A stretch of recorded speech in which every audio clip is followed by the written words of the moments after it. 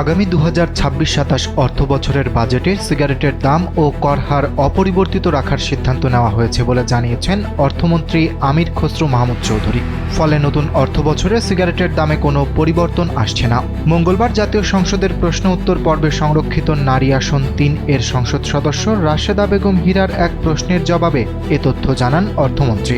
রাশেদা বেগম হীরা প্রশ্ন করেছিলেন, তামাকের উপর সুনির্দিষ্ট হারে কর বৃদ্ধি, যেমন সিগারেটের খুচরা মূল্যের উপর 15% মূল্য সংযোজন কর এবং 1% স্বাস্থ্য উন্নয়ন সারচার্জ বহাল রেখে 20 শলাকা সিগারেটের খুচরা মূল্য আরও বৃদ্ধি করে অধিক সম্পূরক শুল্ক এবং সুনির্দিষ্ট কর আরোপ করবেন কিনা।